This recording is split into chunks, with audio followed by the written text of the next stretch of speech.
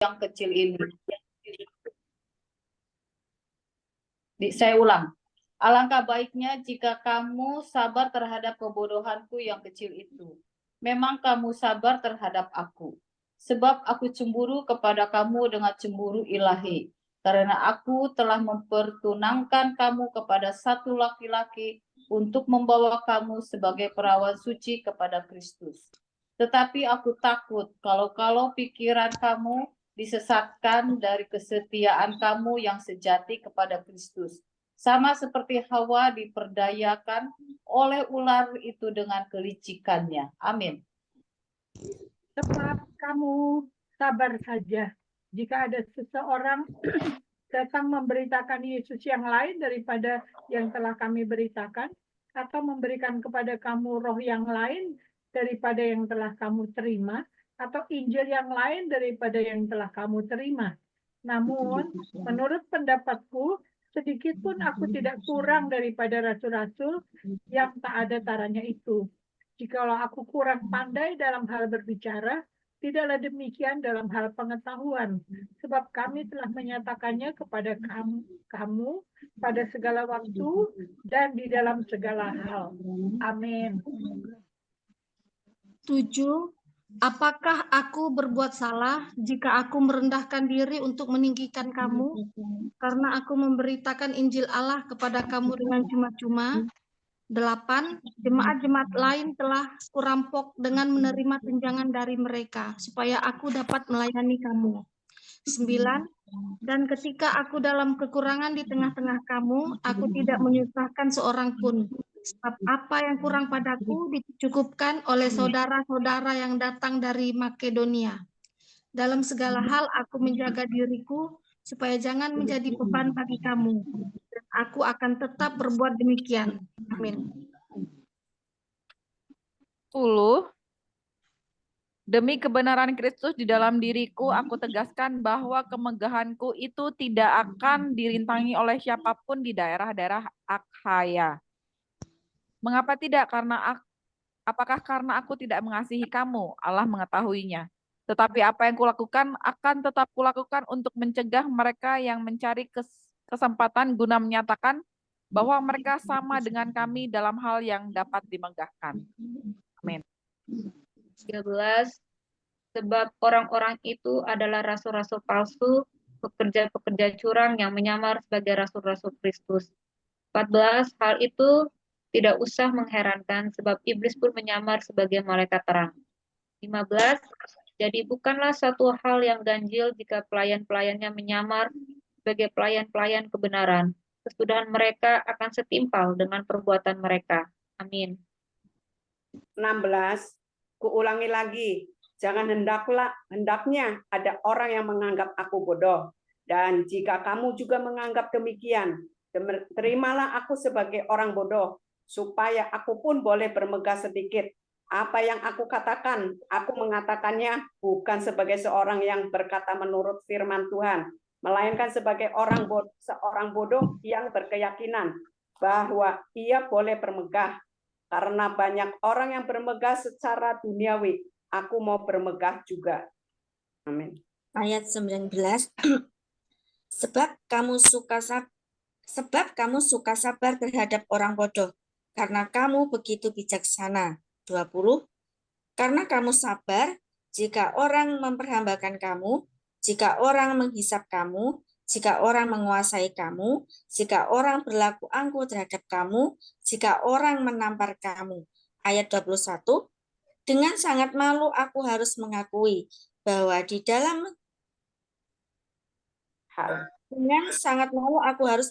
bahwa dalam hal semacam itu kamu terlalu lemah. Tetapi jika orang-orang lain berani membanggakan sesuatu, maka aku berkata dalam kebodohan, berani juga.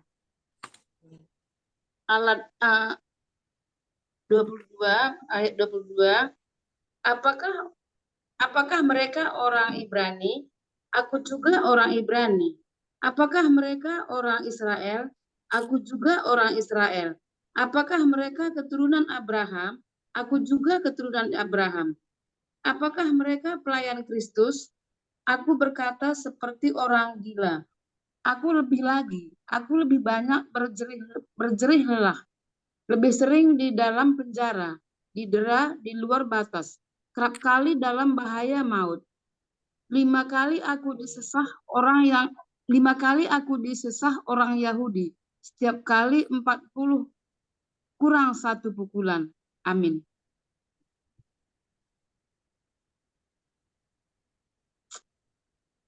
Bu Yanti. Ibu Ica, Bu. Oh, Ibu Ica ya? Setelah Bu Ayat Marina, Bu Ica. 25, 3 kali aku didera, 1 kali aku dilempari dengan batu, 3 kali mengalami karam kapal, sehari semalam aku terkatung-katung di tengah laut. Dalam perjalananku, aku sering diancam bahaya banjir dan bahaya penyamun, bahaya dari pihak orang-orang Yahudi dan dari pihak orang-orang bukan Yahudi, bahaya di kota, bahaya di padang gurun, bahaya di tengah laut, dan bahaya dari pihak saudara-saudara palsu. Aku banyak berjerih lelah dan bekerja berat. Kerap kali aku tidak tidur, aku lapar dan dahaga. Kerap kali aku berpuasa, kedinginan, dan tanpa pakaian. Dan dengan tidak menyebut banyak hal lain lagi, urusanku sehari-hari yaitu untuk memelihara semua jemaat-jemaat. Amin. Ayat 29, jika ada orang merasa lemah, tidakkah aku turut merasa lemah? Jika ada orang tersandung, tidakkah hatiku hancur oleh duka cita? Ayat 30, jika aku harus bermegah, maka aku akan bermegah atas kelemahanku.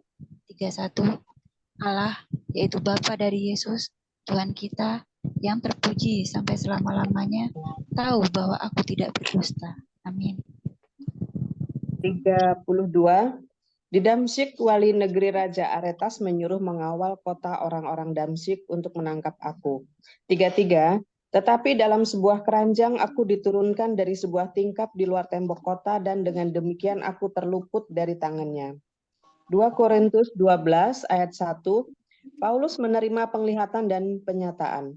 Aku harus bermegah sekalipun memang hal itu tidak ada faedahnya. Namun demikian aku hendak memberitakan penglihatan-penglihatan dan penyataan-penyataan yang kuterima dari Tuhan. Amin.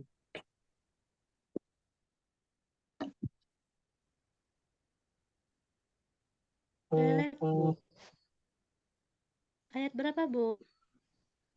2, pasal 12. Ayat 2 ya, ayat 2, 3 dan 4. Pasal Aku 12. tahu ya, pasal Ya. 12 ayat 2, 3 dan 4 ya. Aku tahu tentang seorang Kristen 14 tahun yang lampau, entah di dalam tubuh, aku tidak tahu, entah di luar tubuh, aku tidak tahu. Allah yang mengetahuinya. Orang itu tiba-tiba diangkat ke tingkat yang ketiga dari sorga. Ayat ketiga, aku juga tahu tentang orang itu, entah di dalam tubuhku tidak tahunya. Ayat 4, ia Firdaus dan ia mendekatakan yang tak terkatakan, yang tidak boleh diucapkan manusia. Ayat 5 sampai 7. Amin. Ayat 5, atas orang itu aku hendak bermegah, tetapi atas diriku sendiri aku tidak akan bermegah, selain atas kelemahan-kelemahanku. Ayat 6, sebab sekiranya aku hendak bermegah juga, aku bukan orang bodoh lagi, karena aku mengatakan kebenaran. Tetapi aku menahan diriku supaya jangan ada orang yang menghitungkan kepadaku lebih daripada yang mereka lihat padaku atau yang mereka dengar daripadaku.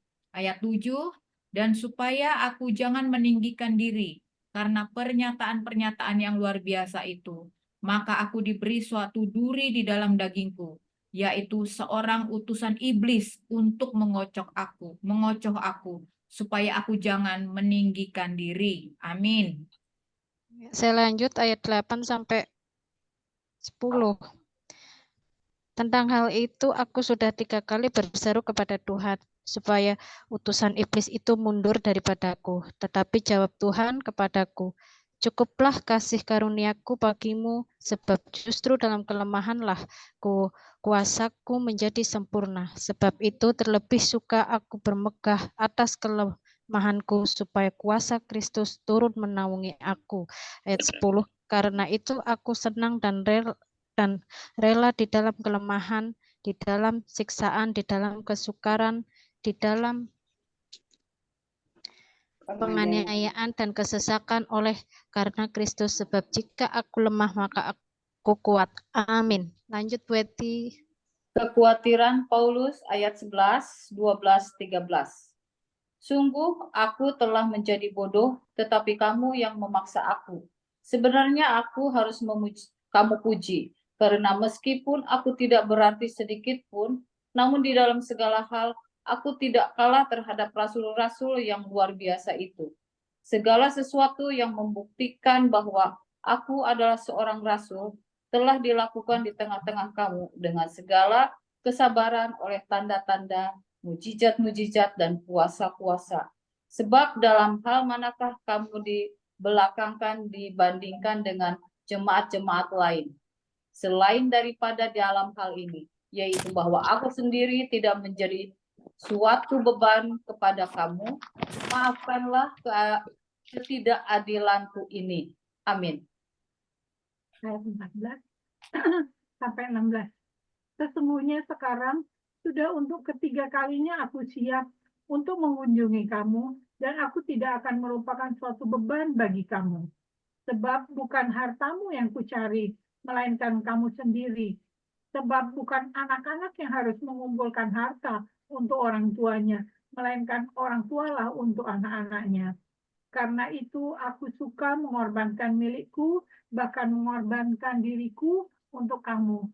Jadi jika aku sangat mengasihi kamu, bagaimana mungkin aku semakin kurang dikasihi? 16.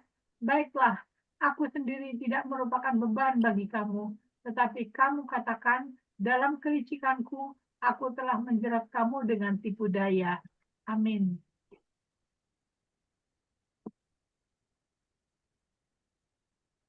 Jadi pernahkah aku mengambil untung daripada kamu oleh seorang dari antara mereka yang kuutus kepada kamu? 18.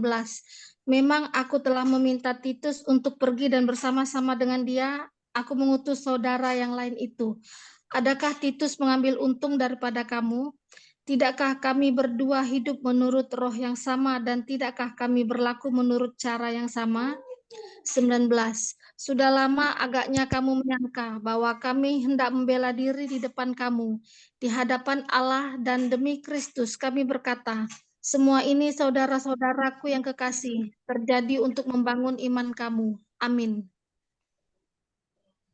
20 dan 21, sebab aku khawatir bahwa apabila aku datang dan mendapati kamu tidak seperti yang kuinginkan, dan kamu mendapati aku tidak seperti yang kamu inginkan, aku khawatir akan ada perselisihan, iri hati, amarah, kepentingan diri sendiri, fitnah, bisikan-bisikan, keangkuhan, dan kerusuhan. Aku khawatir bahwa apabila aku datang lagi, Allahku akan merendahkan aku di depan kamu, dan bahwa aku akan berduka cita terhadap banyak orang yang di masa lampau berbuat dosa dan belum lagi bertobat dari kecemaran, percabulan, dan ketidaksopanan yang mereka lakukan. Amin. 13. Nasihat-nasihat terakhir. Ini adalah untuk ketiga kalinya aku datang kepada kamu, baru dengan keterangan 2 atau 3 orang saksi suatu perkara sah. Kepada mereka yang di masa lampau berbuat dosa, dan kepada semua orang lain. Telah kukatakan terlebih dahulu, dan aku akan mengatakannya sekali lagi. Sekarang pada waktu aku berjauhan dengan kamu, tepat seperti pada waktu kedatanganku kedua kalinya, bahwa aku tidak akan menyayangkan mereka pada waktu aku datang lagi. 3. Karena kamu ingin satu bukti bahwa Kristus berkata-kata dengan perantaraanku, dan ia tidak lemah terhadap kamu, melainkan berkuasa di tengah-tengah kamu. Ayat 4. Karena sekalipun ia telah disalibkan oleh karena kelemahan, namun ia hidup karena kuasa Allah. Memang kami adalah lemah di dalam dia, tetapi kami akan hidup bersama-sama dengan dia untuk kamu karena kuasa Allah. Ayat yang kelima. Ujilah dirimu sendiri, apakah kamu tetap tegak di dalam iman? Selidikilah dirimu, apakah kamu tidak yakin akan dirimu bahwa Kristus Yesus ada di dalam diri kamu? Sebab jika tidak demikian, kamu tidak tahan uji. Ayat 6. Tetapi aku harap bahwa kamu tahu bahwa bukan kami yang tidak tahan uji. Amin. Ayat 7, kami berdoa kepada Allah agar kamu jangan berbuat jahat, bukan supaya kami ternyata tahan uji, melainkan supaya kamu ini boleh berbuat apa yang baik, sekalipun kami sendiri tampaknya tidak tahan uji. Karena kami tidak dapat berbuat apa-apa melawan kebenaran. Yang dapat kami perbuat ialah untuk kebenaran. Ayat 9, sebab kami bersukacita apabila kami lemah dan kamu kuat. Dan inilah yang kami doakan, yaitu supaya kamu menjadi sempurna. Amin. Ayat 10, itulah sebabnya sekali ini aku menulis kepada kamu ketika aku berjauhan dengan kamu, supaya bila aku berada di tengah-tengah kamu, aku tidak terpaksa bertindak keras menurut kuasa yang dianugerahkan Tuhan kepadaku untuk membangun dan bukan untuk meruntuhkan. Salam. Ayat ke-11, akhirnya saudara-saudaraku bersukacitalah, usahakanlah dirimu supaya sempurna. Terimalah segala nasihatku, sehati sepikirlah kamu, dan hiduplah dalam damai sejahtera, maka Allah sumber kasih dan damai sejahtera akan menyertai kamu. Berilah salam seorang kepada yang lain dengan cium yang kudus. Ayat yang ke-13, salam dari semua orang kudus kepada kamu. Ayat yang ini dihabisin aja ya? Iya, langsung habiskan. Ya, Kasih karunia. Ayat mana ya tadi ya? 13, Bu. Kok hilang sih jadinya? Kasih karunia Tuhan Yesus Kristus sudah Hilang nggak tahu di mana ini. Ya, saya lanjutkan, Mak. Kasih karunia Tuhan Yesus Kristus dan kasih Allah dan persekutuan Roh Kudus menyertai kamu sekalian. Amin. Amin. Amin, amin, amin. Haleluya. terima kasih Ibu-Ibu. Sebelum membagikan rema untuk hari ini, kita minta waktu teduh 3 menit.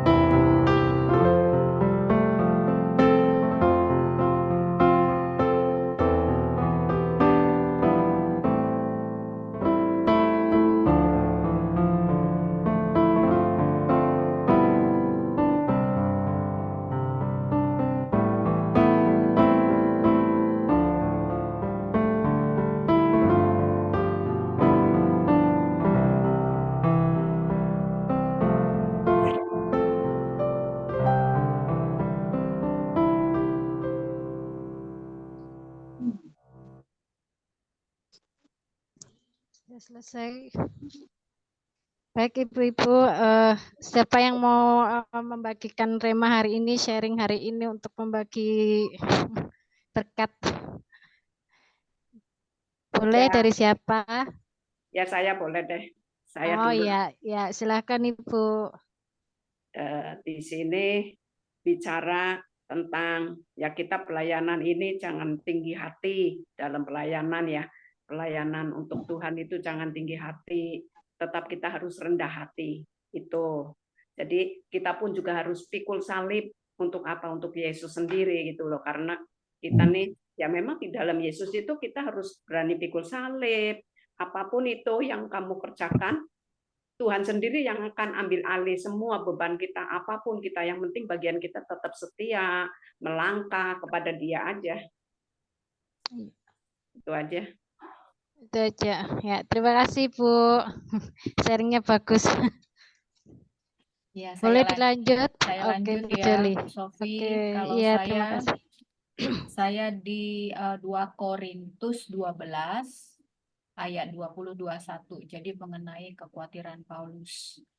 Jadi saya bacakan ya yang 20 itu. Sebab aku khawatir bahwa apabila aku datang, aku mendapati kamu tidak seperti yang kuinginkan, dan kamu mendapati aku tidak seperti yang kamu inginkan. Aku khawatir akan adanya perselisihan, iri hati, amarah, kepentingan diri sendiri, fitnah, bisik-bisikan, keangkuhan, dan kerusukan. Aku khawatir bahwa apabila aku datang lagi, Allahku akan merendahkan aku di depan kamu, dan bahwa aku akan berduka cita terhadap banyak orang di masa lampau yang berbuat dosa dan belum lagi bertobat dari kecemaran, percabulan, dan ketidaksopanan yang mereka lakukan. Jadi sebenarnya kekhawatiran Paulus ini kan terhadap jemaat Korintus yang terjadi berapa puluh tahun Masehi nih Bu, saya kurang tahu ya sejarah ya. Tetapi maksudnya begini, kekhawatiran Paulus yang terjadi di masa dia menulis kitab ini itu masih terus terjadi sampai saat ini ya, seperti itu. Karena apa? Kita bisa melihat sendiri di lingkungan kita ya. Kekhawatirannya dia kan jadi itu terjadi juga di tempat kita berjemaat, di tempat mana kita juga berkomunitas seperti itu ya. Kadang kita berekspektasi yang tinggi, berharap yang tinggi kepada hamba Tuhan, lalu hamba Tuhan itu juga punya sesuatu juga gitu kan. Nah, ini ya, bahwa apabila aku datang, aku mendapati kamu tidak seperti yang kuinginkan. Berarti dia sudah membayangkan sesuatu, dia berharap orang-orang yang dia layani atau jemaat yang dia layani seperti ini loh. Nah, tetapi demikian juga yang di sana, sebaliknya juga.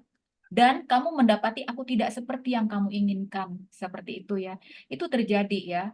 Itu terjadi contohnya di tempat saya berjemaat gitu ya, seperti itu. Jadi ketika kami dikasih pendeta yang apa sih namanya tuh kalau sudah mau pensiun itu istilahnya itu apa ya? Emeritus ya, emeritus mungkin ya.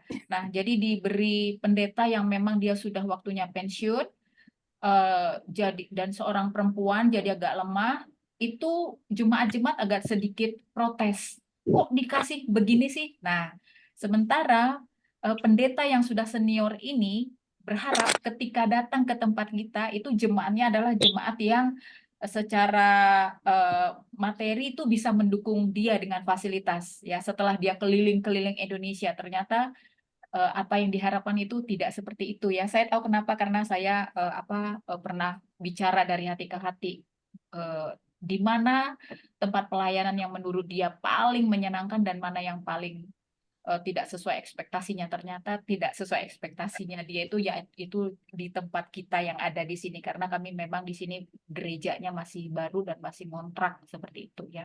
Nah, itu terjadi gitu ya. Jadi sebab aku khawatir bahwa apabila aku datang, aku mendapati kamu tidak seperti yang aku inginkan, dan kamu mendapati aku tidak seperti yang aku inginkan. Aku khawatir akan adanya perselisihan, iri hati, amarah, kepentingan diri sendiri, fitnah, bisik-bisik, keangkuhan, dan kerusuhan. Dan itu masih terjadi di dalam tubuh kita yang dari luar itu terlihat, wow, kalau kita ke gereja itu sepertinya kalau orang melihat wow orang ini rohani sekali. Sebenarnya di dalamnya ya seperti ini, itu terjadi dari dulu, sekarang, dan mungkin yang akan datang itu ya, itu tidak serta-merta bisa hilang, tidak. Jadi apa yang menjadi kekhawatiran Paulus dari zaman dulu itu masih terus terjadi di dalam tubuh gereja, bahkan di dalam komunitas kita seperti itu ya. Yang dari luar itu terlihatnya seperti luar biasa, tetap di dalamnya ada pergolakan, perselisihan, iri hati, amarah, dan segala macam. Dan dia juga khawatir Allah akan merendahkan aku di tempat kamu, dan bahwa aku akan berduka cita terhadap banyak orang yang di masa lampau berbuat dosa dan belum bertobat. Dan itu terjadi ya ibu-ibu ya. Kalau kita lihat, saya juga ada sharing dengan seorang istri pendeta bagaimana 85% jemaatnya itu melakukan perselingkuhan, dan bagi jemaatnya itu adalah sesuatu yang biasa, dan itu menjadi satu beban yang luar biasa untuk untuk pendetanya dan untuk istrinya. Itu masih terjadi begitu ya. Jadi kalau misalnya dia katakan Allahku akan merendahkan aku di depan kamu, ya itu memang akhirnya tugas dan tanggung jawab menjadi gembala itu tidaklah tidaklah gampang gitu ya, karena tugasnya seorang gembala ini kan memuridkan dan mendidik jemaat-jemaatnya. Jadi kalau misalnya jemaatnya ini juga masih mempunyai karakter yang duniawi, yang masih melakukan percabulan, masih berbuat dosa, di dalamnya masih ada perasaan iri hati, amarah, fitnah, keangkuhan, dan segala macam, itu kan artinya apa? Sebenarnya kan itu tadi, Allahku akan merendahkan aku di depan kamu.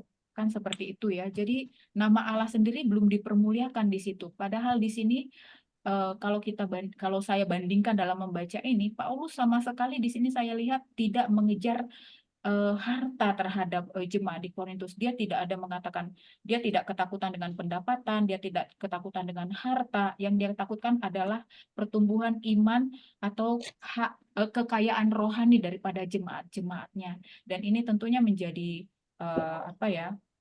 PR dan juga tanggung jawab kita gitu, untuk membantu bagaimana kita yang sudah mengalami Tuhan di sini, yang sudah membaca firman seperti ini, untuk membantu agar bukan menjadi bagian dari perselisihan atau fitnah, tetapi kita membantu gembala kita agar agar apa yang menjadi tujuan, yaitu nama Allah dipermuliakan, itu terjadi di lingkungan kita, di komunitas kita, bahkan juga kalau diizinkan di tempat mana kita berjemaat. Itu aja Ibu Sofi, terima kasih, Tuhan memberkati.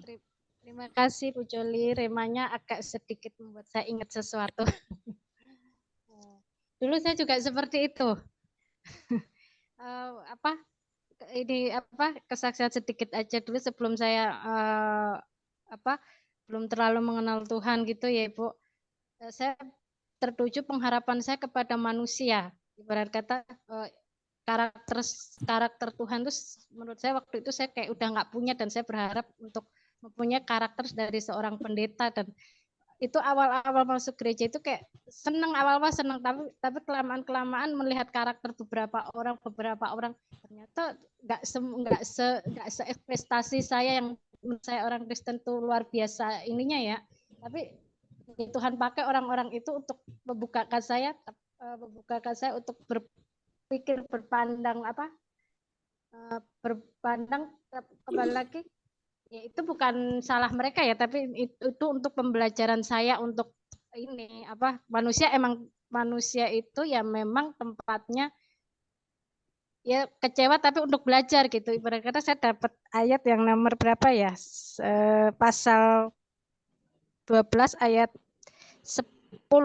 Karena itu aku senang dan rela di dalam kelemahan dan di dalam siksaan, di dalam kesukaran, di dalam penganiayaan dan keseksakan oleh karena Kristus, sebab jika aku lemah maka aku kuatkan. Aku dulu dilemahkan karena karakter seseorang gitu, yang itu membuat saya jadi kayak nggak percaya Tuhan gitu, kok begini kok begitu gitu. Tapi dengan berjalannya waktu ternyata itu bukan tempat saya bertumbuh, dan mungkin Tuhan tangkap saya melalui pertumbuhan lewat ibu-ibu di sini, terutama itu yang awalnya saya sangat nggak bisa ngomong. Tapi puji Tuhan sekarang sedikit-sedikit walaupun masih agak grogi. Ya itu aja sih Bu. Terima kasih Bu Joli. Boleh lanjut mungkin Kak Aku dong. Mary. Oh ya, thank you. Boleh. Gayung bersambut. Antusias. Kak Mary, aku punya video yang itu mau aku kirim nggak? Yang waktu di CHC yang bikin kesaksian. Ya, mau.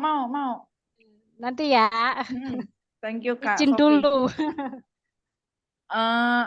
Aku sebenarnya tadi dapat rema yang sama, ada 2 rema untuk pembacaan kita hari ini.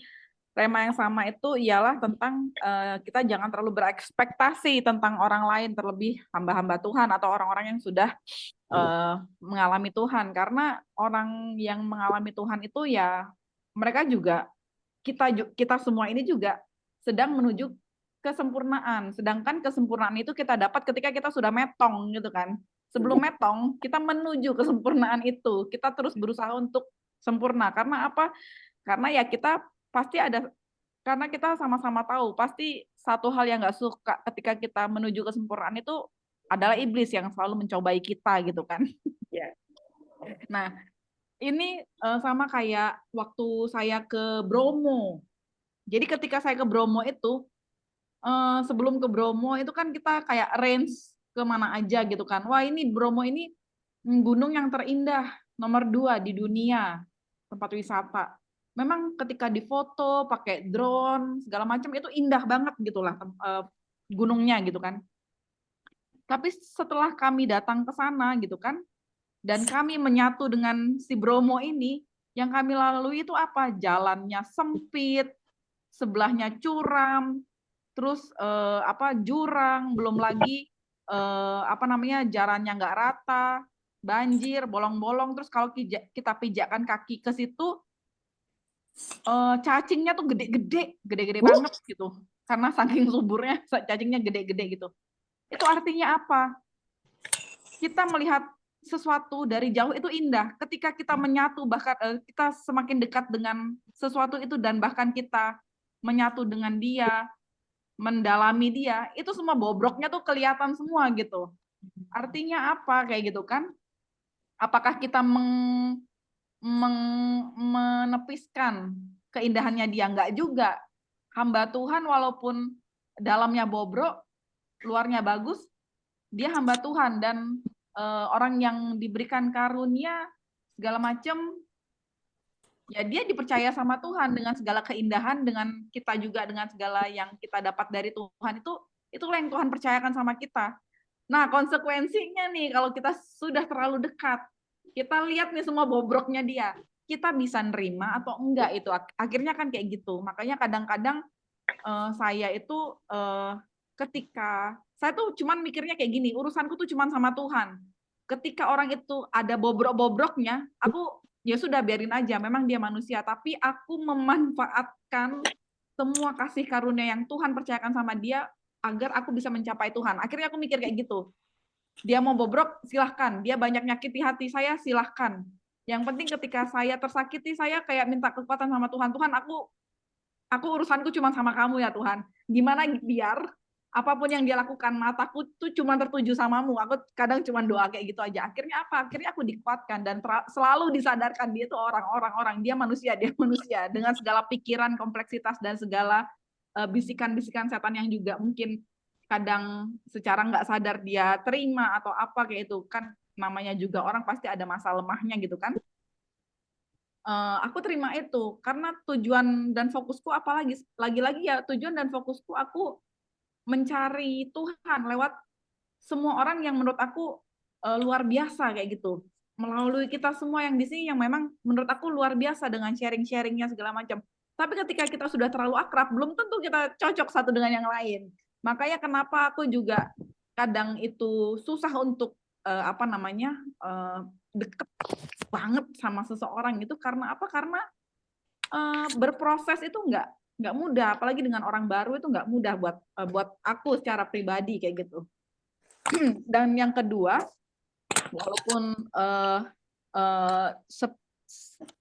pembacaan hari ini juga bicara tentang nabi-nabi palsu, mesias-mesias palsu, begitu juga tadi sebelum sesi orang ibu-ibu, sesi anak-anak juga bicara tentang akhir zaman dan nabi-nabi palsu. Anakku tadi tanya, Mami, gimana ini kita kalau misalnya kiamat kayak gitu katanya itu, gimana kita tahu itu nabi palsu atau enggak gitu. Makanya kayak aku kayak tadi cuman bisa bilang, makanya pentingnya kita minta sama Tuhan gimana kita sensitif dengan suara Roh Kudus dan minta pimpinan Tuhan serta minta pembedaan roh, karunia membedakan roh, karena dengan memiliki itu, dengan tuntunan Roh Kudus, dengan segala kebenaran firman, itu yang kayak bisa menyeleksi mana itu nabi palsu, mana itu mesias palsu. Nah, rema yang aku dapat itu di 2 Korintus ayat 13 yang terakhir tadi, yang ayat 11, 12, 13. Akhirnya saudara-saudaraku, bersukacitalah, usahakanlah dirimu supaya sempurna. Yaitu usahakan diri kita supaya terus sempurna kayak gitu. Ya supaya kita terus sempurna, bukan berarti kita udah sempurna gitu kan. Terimalah segala nasihatku, sehati sepikiranlah kamu dan hiduplah dalam damai sejahtera, maka Allah sumber kasih damai sejahtera menyertai kamu. Yang 13, kasih karunia Tuhan Yesus Kristus dan kasih Allah dan persekutuan Roh Kudus menyertai kamu sekalian. Jadi aku tuh akhirnya berpikir kayak gini. Walaupun tadi anakku nanya, Mami, pembacaan kitab anak-anak juga tadi agak ngeri-ngeri sedap juga, gimana orang Kristen disiksa ketika mau akhir zaman, segala macam. Insight yang aku dapat bahwa dunia itu akan semakin kejam, iya, tapi ketika kita mau diajar oleh Tuhan Yesus, mau menerima nasihat Tuhan Yesus, dan hidup dalam Tuhan Yesus, Tuhan udah ngasih kita janji, kita akan terus mendapat hidup kita itu akan dalam damai sejahtera, kita akan mendapatkan damainya Dia, sejahtera, menyertai kita semua, kasih karunia Tuhan Yesus, kasih Allah dan persekutuan Roh Kudus menyertai kita sekalian kayak gitu. Bahkan di akhir Alkitab sampai akhir zaman kayak gitu. Jadi gimana pun situasi zaman, kita kayak akhirnya, aku tadi cuma bilang kayak gini, tenang aja Gev, sepanjang kita sama Tuhan, kita tuh kayaknya bakal happy-happy aja kok, walaupun dengar hal itu, karena kita tahu janji Tuhan itu ya dan amin, dan akan menyertai kita sampai akhir zaman. Itu aja, haleluya, amin. Amin. Amin. Terima kasih Kak Mary. Semoga kita dapat 9 buah roh itu di akhir zaman. Amin. Oke, bisa dilanjut, siapa yang mau sharing? Bu Sari. Aku mau melanjutkan ini yang berkenaan dengan Mary, ya. Aku Ya, juga ada silakan, Ibu. nah, ya. Di 2 Korintus 13 ayat yang ke-11, ya. Akhirnya saudara-saudaraku, bersukacitalah, usahakan dirimu supaya sempurna. Jadi Rasul Paulus memberikan suatu target buat kita harus menjadi sempurna, ya. Dulu saya pikir apa mungkin ya kita menjadi sempurna, ya, karena perjalanan untuk menuju akhir itu sempurna kayaknya banyak hal yang harus kita hadapi di dalam hidup ini. Tapi ternyata kalau kita lihat ke belakang di 2 Korintus 10 ayat 5 mengatakan bahwa sempurna itu lebih kepada kita mengenal akan Tuhan dan mempunyai pikiran Kristus. Iya. Ya. Nah, jadi pengenalan akan Tuhan dan menaklukkan kita pada pikiran Kristus. Apa sih pikiran Kristus? Pikiran Kristus itu adalah kasih. Jadi semua intinya di dalam perjanjian lama dan perjanjian baru itu kasih. Jadi yang Tuhan mau bahwa target yang harus kita capai itu harus sempurna, yaitu di dalam pengenalan akan Tuhan dan mempunyai kasih. Itulah pikiran Kristus. Ya, saya bersyukur banget karena 40 tahun saya ikut Tuhan Yesus, 40 tahun lebih ya, tahun 82 saya bertobat. Itu berjalan ke sini, sekarang umur saya 70 tahun, saya bersyukur kepada Tuhan ya bahwa kita diberitahukan apa sih target dari hidup kita ini, gitu ya, yang harus kita capai, yang bisa berkenan kepada Tuhan, ya. Karena kalau waktu saya di sana itu tidak pernah saya membaca adanya suatu target. Apa sih target yang harus kita capai di dalam hidup ini, ya? Karena mama saya meninggal 91 tahun, ya. Saya menanyakan kepada mama aja, Mam, pasti nggak mama mati sebentar itu masuk surga? Dia bilang, insya Allah. Karena di sana tidak ada satu target, tidak ada kejelasan, ya, mati kemana, target hidup ini apa. Jadi hidup itu ya berjalan begitu saja, ya.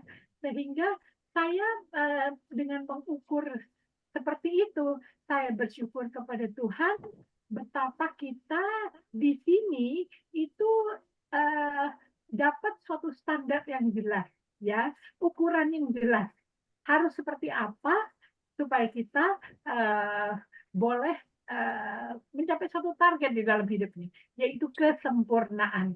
Kesempurnaan itu ternyata kita disuruh terus melakukan pengenalan akan Tuhan, ya, dan itulah hidup yang kekal, ya, pengenalan akan Tuhan, dan bahwa kita harus punya pikiran Kristus. Jadi selama kita berjalan sampai berakhirnya hidup ini, dan saya bersyukur saya punya suatu target di depan yang harus saya kejar, pengenalan akan Tuhan, pengenalan akan Tuhan, pengenalan akan Tuhan. Saya bersyukur sekali saya ikuti kelompok di sini, ya, bahwa saya ikut sekolah di SPS, ya, nanti mau masuk sekolah di SF. Itu dalam rangka saya ingin lebih mengenal Tuhan itu lebih dekat, ya, ingin supaya bisa mencapai target tadi, ya. Jadi saya bersyukur saya berada di tengah-tengah suatu kelompok yang punya target jelas bahwa harus mengenal Tuhan. Sorry, ini habis baterai. Jadi kita supaya lebih mengenal Tuhan itu lebih dekat, ya, dan punya pikiran Kristus. Jadi saya bersyukur sekali saya jadi Kristen, saya bisa mengenali pikiran Tuhan. Pikiran Tuhan itu adalah kasih.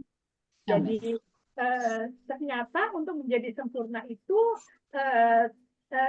standarnya jelas, ya, standarnya jelas. Jadi terukur, dan apakah kita bisa menilai kita sudah berubah nggak dari dulu untuk mencapai target itu. Targetnya jelas kok, kita memiliki kasih dan kita mengenal Tuhan. Itulah kesempurnaan yang harus kita tuju di dalam hidup ini. Jadi saya bersyukur, berterima kasih kepada Tuhan, ya, saya dibawa untuk mencapai target itu, sehingga kapanpun hidup ini akan berakhir, saya bersyukur akan kita capai standar yang Tuhan mau itu, ya. Jadi jelas, ukurannya jelas. Jadi apa ya? Hidup ini bisa kita jalani dengan pasti dan puas sampai di mana kita bisa mencapai target yang dikatakan oleh Rasul Paulus tadi. Mungkin kira-kira begitu saja. Terima kasih, Tuhan memberkati. Amin. Terima kasih Bu Sari.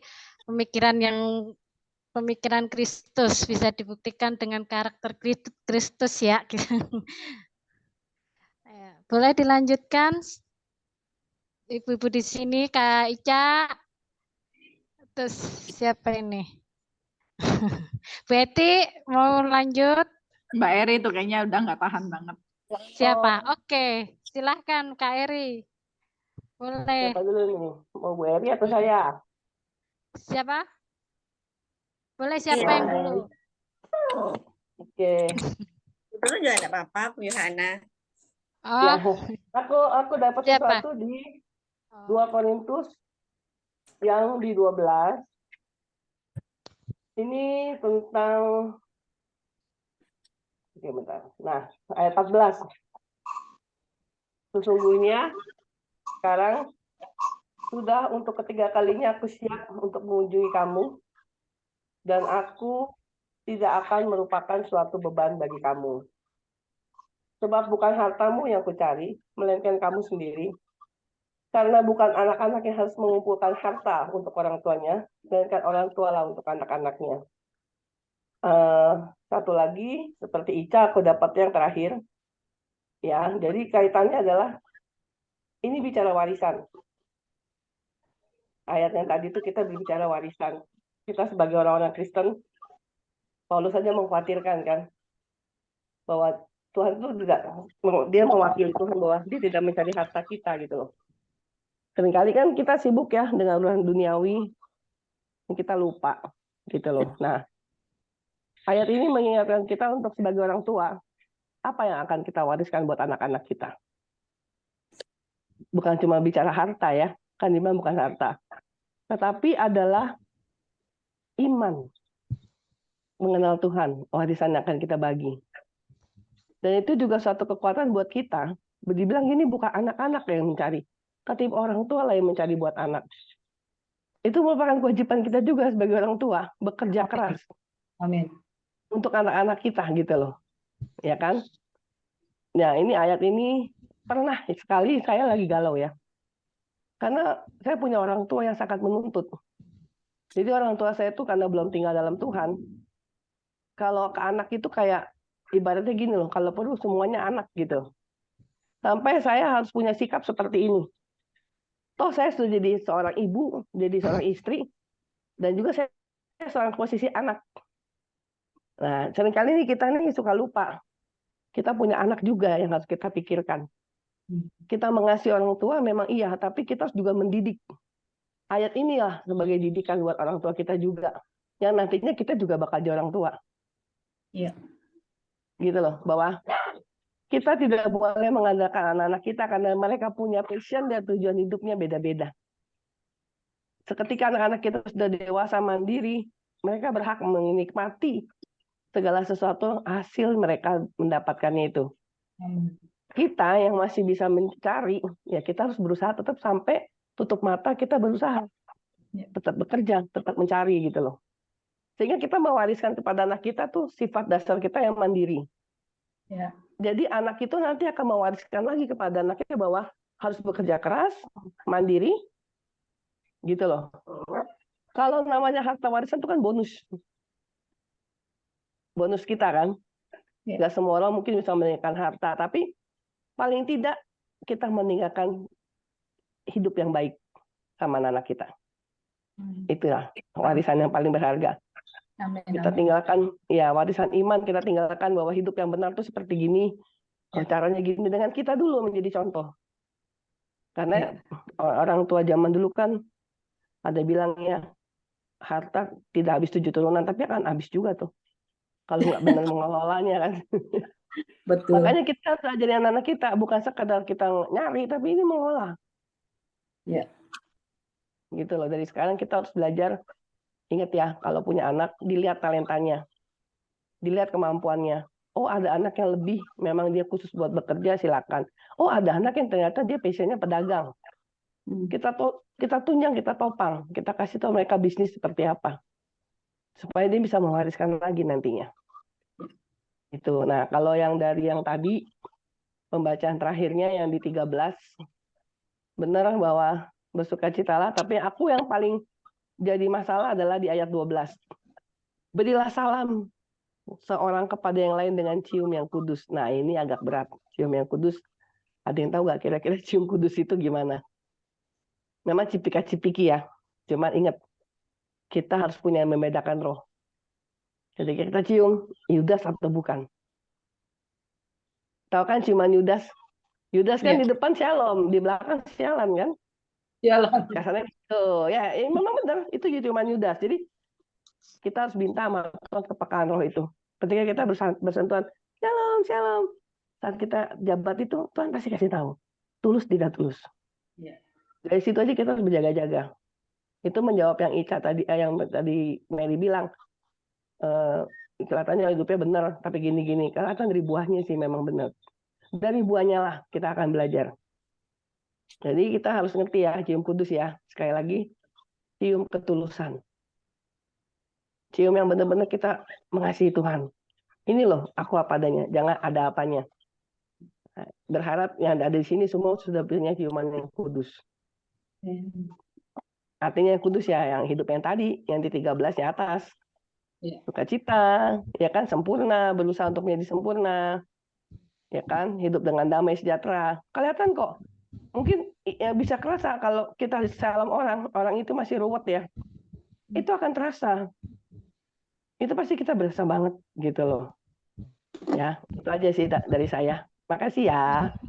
Terima kasih Bu Yana. Ya, sama-sama. Itu kayak saya lagi belajar juga itu yang tentang warisan anak. Kalau harta emang bisa habis ya Ibu ya, tapi kalau kita mewariskan iman itu tidak akan habis sampai lekang waktu akhir zaman, tidak akan habis. Kita Ya, aja itu kita yang kasih lagi berusaha warisan belajar. ya. Diri kita aja kita kasih warisannya dari kita. Dia kan ngeliat kita. Dia ngeliat, saya punya cerita ya, anak saya yang kecil ya. Masih usia muda tapi dia punya partner sekarang nih. Dia semua membiayai anak itu. Dia belajar dari papanya yang bertanggung jawab. Dia bilang sama papanya, "Pak, kalau kita punya pacar, berarti kita harus semua." Iyalah, kalau belum sanggup jangan pacaran. Kita kasih tanam itu, jadi bertanggung jawab sejak dini. Dan kita nggak pernah ikut campur urusan anak-anak. Karena kan tadi warisannya, kita memberikan kepada mereka, kalau walaupun mereka sudah bisa kerja pun, apa yang bisa kita kasih, kita kasih. Itu warisan yang benar. Jadi ketika nanti dia punya anak, dia ingat dari kita, oh iya, mama papa gue nggak nyusahin. Gue juga nggak nyusahin anak. Gitu. Itu prinsipnya sih. Jadi supaya turun air itu dari bawah, dari atas ke bawah. Itu aja. Oke. Makasih Bu Yana, bisa dilanjut. Bu Dede mungkin?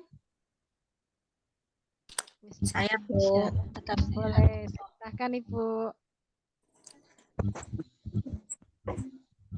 Saya dapat seperti dari yang disampaikan Doli dan yang lain-lainnya tadi. Cuma saya ini kan memberikan ada dua hal ya.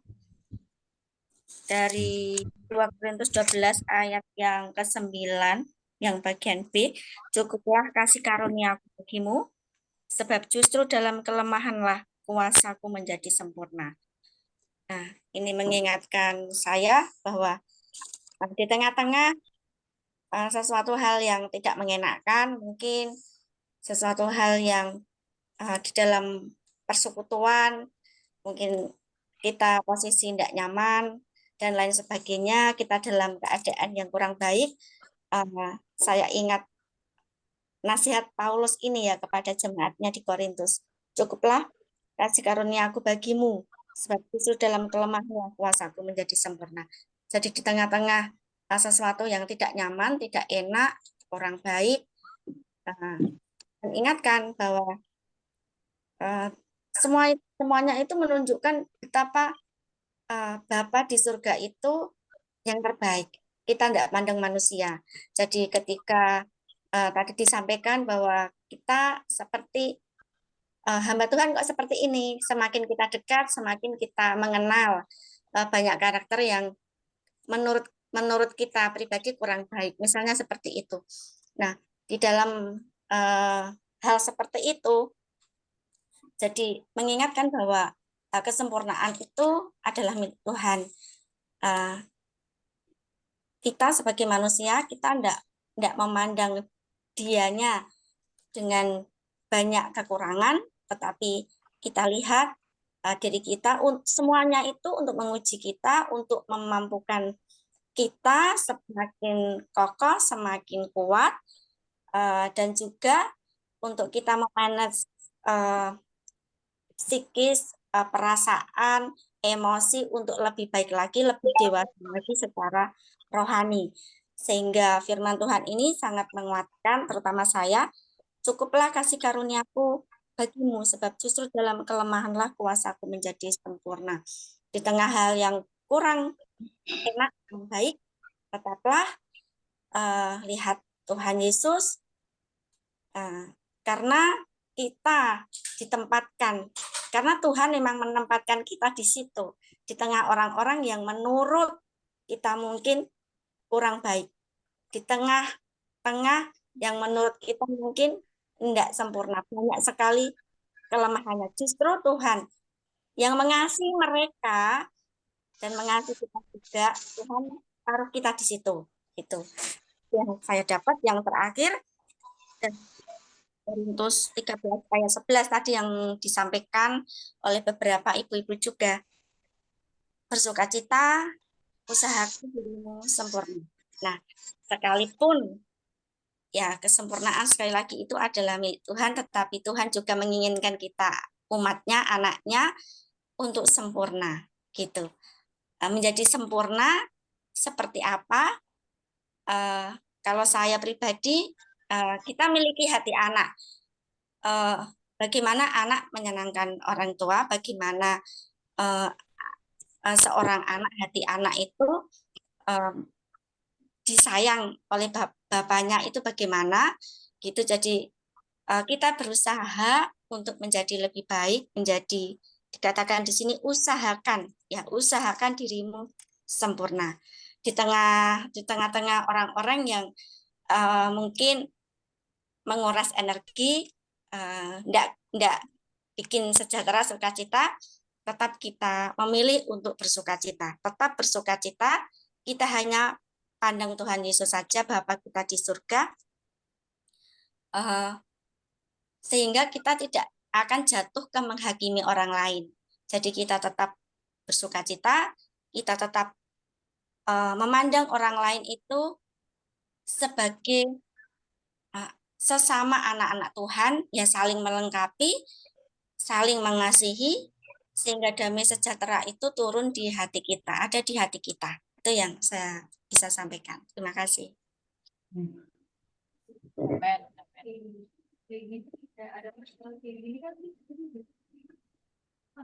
Sophie, di unmute. Ngomong nggak dengar. Udah kelupa ini. Dia komit sendiri. Boleh dilanjut, siapa yang dapat tema yang Bu Aipon, Bu Aipon. Bu Aipon, Bu Aip. Yang ini. Yang membara. Ibu Ayu kemana ya? Ibu Ayu. Izin. Waduh. Saya dapatnya di pasal 11 ayat 27, 28, 29. Aku banyak berjerih lelah dan bekerja berat. Kerap kali aku tidak tidur. Aku lapar dan dahaga. Kerap kali aku berpuasa, kedinginan dan tanpa pakaian.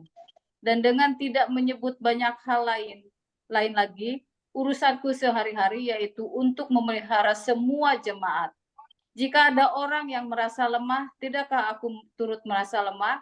Jika ada orang tersandung, tidakkah hatiku hancur oleh duka cita? Aduh, saya tetap merasakan pelayanan Rasul Paulus ini yang sangat luar biasa. Seorang pemimpin yang berjiwa besar, yang mencintai Tuhan tanpa batas. Jadi dia tuh benar-benar orang yang sudah sempurna ya. Makanya Tuhan datang memilih dia untuk dijadikan rasulnya. Penjala manusia yang sangat berkualitas. Ini harus kita teladani betul-betul bahwa dia sangat memelihara jemaatnya. Ketika ada yang sedang berduka cita, dia ikut berduka cita. Ketika ada orang yang merasa lemah, dia ikut merasa lemah. Dan tetap memelihara dengan berbagai macam, segala macam penderitaannya. Dia kadang merasa lelah juga di dalam bekerja berat.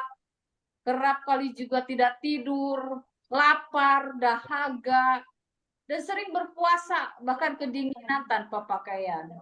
Sangat luar biasa sekali.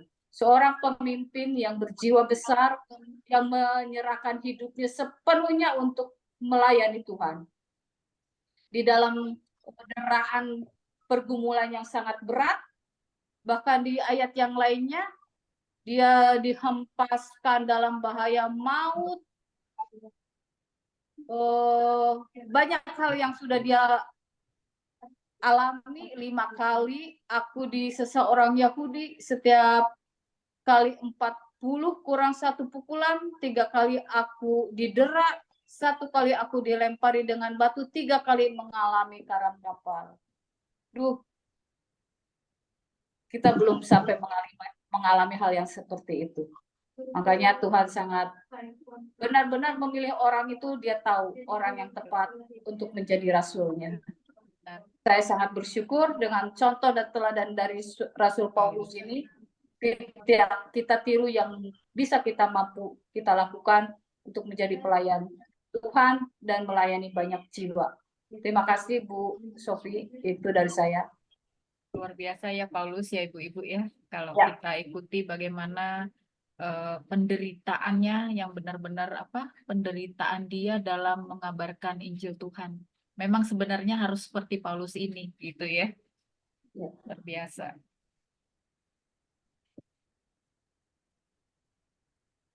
Bu Sophie di unmute. Saya ngeliatin Bu Sophie terus. Aduh ya Tuhan. Ini soalnya anak-anak berisik jadinya agak mengganggu. Ayat ini menyentuh sekali kadang untuk seseorang manusia yang manusia biasa itu agak memang berat banget. Kadang saya mengalami di titik punya 3 anak gitu ya. Hal-hal seperti itu pernah saya alami selama itu kemarin baru saya ngobrol dengan orang gitu. Saya bilang ternyata kesusahan itu kalau sudah dilewati itu kayak nggak berasa. Yang 8 tahun kok yang selama 8 tahun itu tuh mengeluh udah sering ini kok susah banget gitu ya. Tapi akhirnya di waktu tahun baru 2024 tuh saya kayak berdoa gitu kayak Tuhan kok bisa melalui sampai ke 8 tahun ini ya, padahal di saat-saat itu saya suka mengeluh yang kerjaan istirahatnya kurang, anak-anak dengan 3 karakter anak kadang bikin saya wah. Pokoknya dalam sehari 24 jam itu saya istirahat cuma 4 jam itu mata tidur tapi pikiran kadang nggak bisa tidur. Itu sih agak mengharukan ini. Tapi saya belum sampai ke titik seperti ini banget. Nah, masih jauh ya. Ya, puji Tuhan. Karunia Tuhan itu luar biasa. Amin, Kalau amin. kita dikuatkan itu ya itulah pokoknya. Bisa dilanjut Ibu yang lain. Bu Dede nih. Ya, shalom, tetap sehat, tetap semangat. Terima kasih Shalom. Bu Sofi. Amin. Tadi saya mirip ya dengan Bu Yohana ya. Tadi saya dapat juga di 2 Korintus 12 ayat 14. Ini enggak saya ulang lagi, saya baca. Selama ini mungkin kalau kayak Bu Mary atau Bu Joli, karena kita pernah ikut juga pembacaan Alkitab di pagi hari, mungkin pernah tahu saya pernah bercerita pergumulan saya sebagai anak dengan orang tua.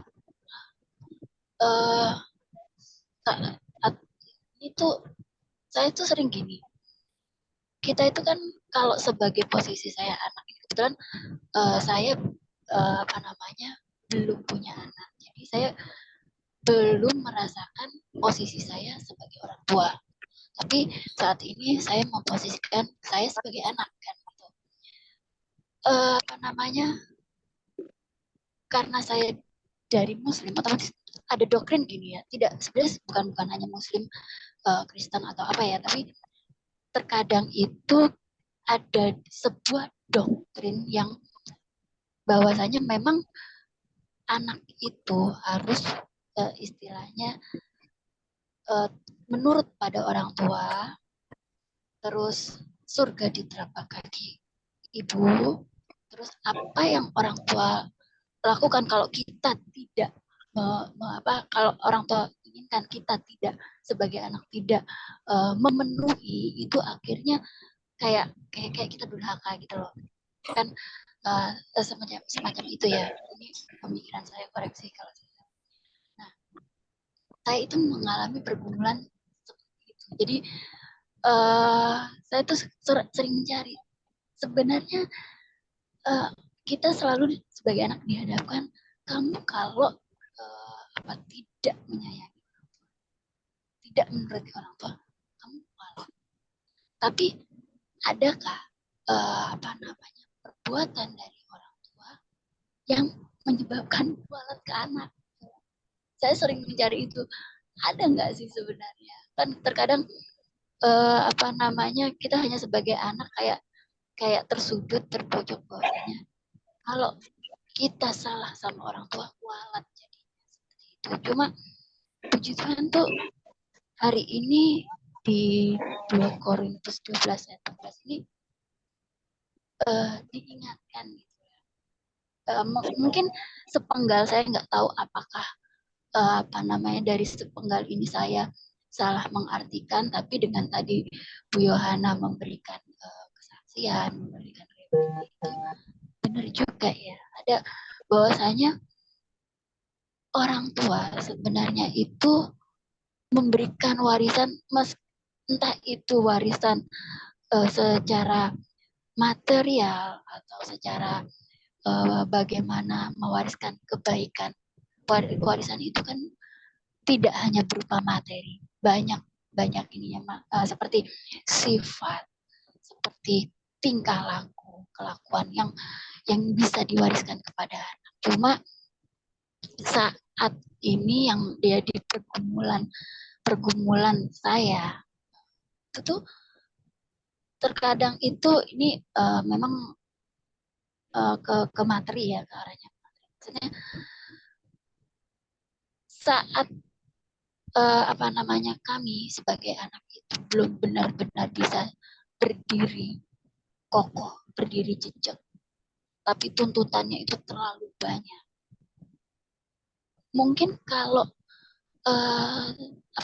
saat ini anak-anak seperti saya ini belum berumah tangga, beda ceritanya.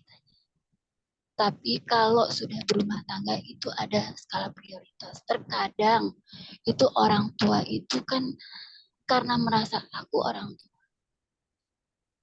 Ini pemikiran saya. Saat aku melahirkan, saat aku memiliki anak, berarti bukannya seperti apa yang 2 Korintus 12 ayat 14 tadi, bahwasanya itu tuh memberikan orang tua itu memberikan warisan apapun itu bentuknya. Tetapi ini tuntutan bahwasanya anak itu harus mengembalikan. Tuh. Yang ini yang saya alami dalam kehidupan saya. Yang terkadang saya tuh ada kesalahan orang tua saya itu yang berulang itu terjadi. Dan kalau dulu itu saya berpikiran bahwasanya oh iya, bagaimanapun itu orang tua saya harus hormati, saya harus ikuti. Tapi saat ini saya memposisikan bahwasanya bagi saya itu memberi pelajaran tidak hanya orang tua kepada anak, tapi bisa anak kepada orang tua. Saat ini itu yang saya coba tanamkan kepada kedua orang tua saya. Terlepas saya terkadang sampai saya juga sering berkonsultasi dengan kakak saya, karena saya ini kan 2 bersaudara dan mengalami hal yang sama. Berkonsultasi dengan kakak saya, bagaimana baiknya. Bukan berarti saya dari pihak anak itu melawan atau tidak sayang, tidak. Kami, cinta kami, kasih kami itu besar terhadap orang tua.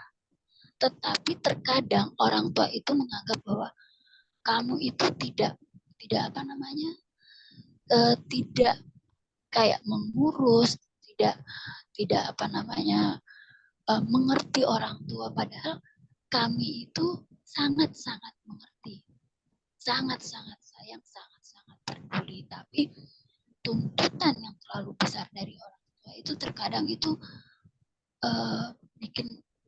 bikin kami itu kayak sesek gitu loh. Kami tidak akan melawan, tetapi tolonglah dengar bahwa mengertilah, kami ini kan bukan anak yang saat ini sendiri. Kami juga punya keluarga. Kalau kakak saya juga kebetulan dia punya putri, jadi kan otomatis kakak saya harus mengurus anaknya juga dan keluarganya. Saya pun demikian, meskipun saat ini Tuhan belum memberkati saya dengan anak, tetapi kan saya juga harus mengurus rumah tangga saya. Saya harus membaktikan diri saya kepada suami saya. Tetap baik saya, kakak saya, suami-suami kami itu tetap hormat, tetap sayang. Tetapi terkadang itu orang tua saya itu tuh masih yang melakukan tekanan gitu loh, istilahnya. Jadi aku tuh sudah bersusah payah melahirkan kamu ke dunia, berarti ada balasannya. Itu yang saya tangkap selama ini. Padahal kalau dari versi saya sebagai anak, jujur kami tidak berharap bahwa nggak ada sih anak bayi yang gini, ma, tolong lahirkan kami, tidak. Tapi setelah kami dilahirkan, otomatis kami juga berusaha. Cuma ada saat kalau istilahnya kami bisa punya kemampuan untuk apapun yang orang tua inginkan, kami bisa memenuhi, puji Tuhan. Tapi kalau belum pun, kami tetap berusaha. Tapi bukan berarti itu tuntutan itu harus kami realisasikan, kan seperti itu. Nah, dalam beberapa tahun ini pergumulan itu tuh masih aja kayak terngiang-ngiang di dalam pikiran saya. Karena ya itu tadi kekurangan saya saat ini, kan saya belum punya anak. Jadi saya tidak tahu posisi saya jika saya menjadi orang tua. Tapi saya tuh kayak melihatnya, apakah begitu ya orang tua, maksudnya kamu diberikan berkat Tuhan untuk memiliki anak, kamu harus menjaga, mengentaskan, membimbing sampai dia benar-benar bisa berdiri kokoh. Tapi saat dia sudah berdiri kokoh, seharusnya ya itu tadi seperti kata Bu Yohana, tetap maksudnya support, anak itu disupport sampai kita mati pun. Kalau menurut saya namanya anak tetap kita support, entah dia itu bisa berdiri sendiri, apalagi dia belum bisa berdiri sendiri, kan seperti itu. Tapi ini kebalikannya. Bagi orang tua saya itu jujur ya, kalau anak sudah melalui masa dia sudah disekolahkan dan dia bekerja, berarti kayak pemodal gitu ya. Ini aku kasih modal, kamu itu yang saya kadang-kadang tuh sedih gitu loh, merasakan kok seperti itu ya. Bagaimana saya bisa merubah atau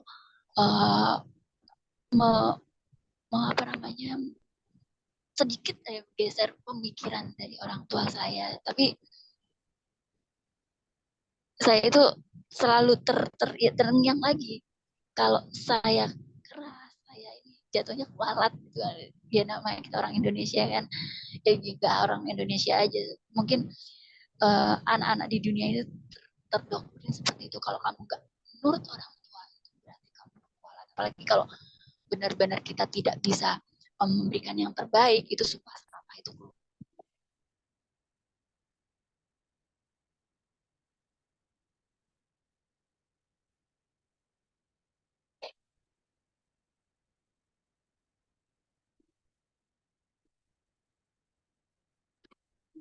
Kok hilang suaranya? Suaranya hilang ya. Suara Bu Dede hilang. Sebenarnya aku mau menanggapi sih. Cuma nanti kalau bisa Bu Dede boleh nggak japri aku di WA? Ya, nanti tak kasih nomor HP-nya. Bu Dede hilang. Oh, hilang ya, Bu ya? Saya Bu kira Dede, sorry, ketutup. Oh, ini nih. Ya, jadi Bu. apa namanya? aja WA. Saya nggak tahu tadi putus di mana. Nah, terus Kunci jadi dalam memberi, bukan kita memberi, tapi karena kita kasihan. Ingat ya, karena kita mengasihi. Memberi dengan kasih itu bukan apa yang dia butuh, tapi apa yang dia perlu. itu dia. Cuma iya itu Bu. Cuma apa namanya, dalam kondisi permasalahan saya itu agak rumit gitu. Nah, cuma dari sini itu, dari apa namanya, pembacaan kita tadi itu setidaknya ada satu kesimpulan bahwasanya itu menguatkan saya.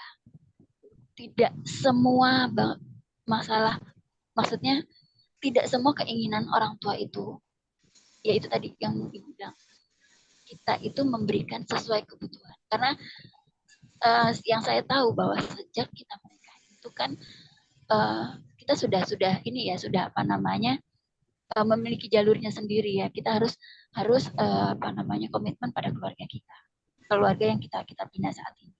Nah, cuma terhadap orang tua pun saya dan kakak saya tidak melepaskan, tidak seperti itu, tidak. Tetapi apa, bagaimana itu yang saya terkadang tuh masih agak apa namanya, agak susah itu, bagaimana ya supaya bisa membuka pemikiran orang tua saya. Karena setiap kali kalau saya mengingatkan itu salah, itu tuh kayak nanti ujung-ujungnya kamu tuh anak, kamu tuh kalau nggak ngikutin orang tua itu kamu akan durhaka gitu aja. Jadi ya maaf ya, apa namanya, malam ini saya agak sedikit curhat. Jadi apa Bu? Itu WA ya Bu? seperti itu, WA aku deh. gitu. Ibu bisa WA.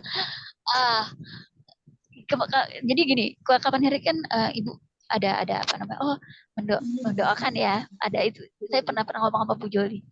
Terus Bu Joli cerita, udah sampai saya dapat juga apa namanya, WA Ibu. Cuma nah itu seperti Bu Sofi, saya itu tipikal yang tidak mudah untuk apa-apa bisa keluar. Cuma karena ini tadi saya melihat ada bahasa di situ, ada ayat yang menerangkan itu, dan tadi sempat Ibu juga jawab itu, ya sedikit banyak menguatkan saya. Itu aja sih.